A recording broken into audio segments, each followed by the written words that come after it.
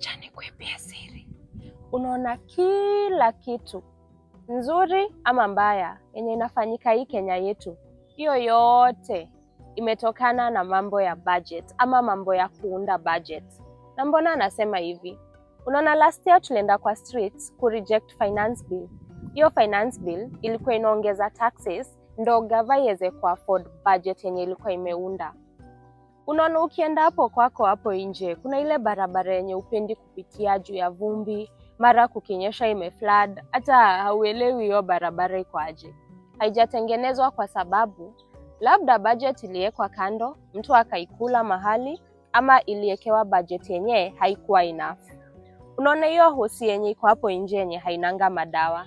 Hizo vitu zote ziko kwa budget. Na ni kwa sababu gava ikiunda budget yake, kuna zile vitu zenye huwa ina prioritize, kuna vitu inapunguzia budget, zingine inaongezea budget. Kila siku si tunasikia 2.4 billion, sijui imeibiwa wapi, sijui tume lose 10 point what billion almost kila siku.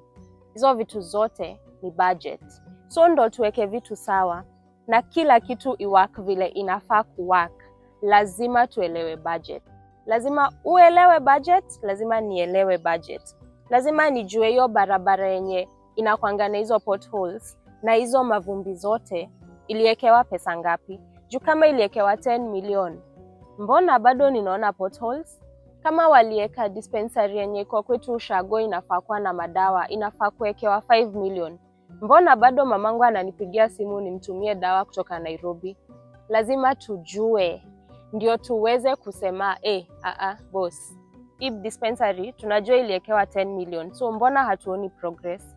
Hii shule tunajua walisema 10 million ni ya kujenga infrastructure, so mbona kazini yangu bado anasomea chini ya mti? So kujua budget ni kujua pesa ilialloketiwa aje. Kujua budget process ni kuelewa ni wapi ninawezaenda kusema tuko na shida mbili, tuko na shida ya dispensary, tuko na shida ya barabara. Kwanza stokini dispensary, barabara ikuje baadaye. Ama eka 50% hapa, 50% hapa, ndo vitu zote zisonge at the same time. Ukishaelewa hivyo, pia uko na nguvu ya kwenda kusema nini?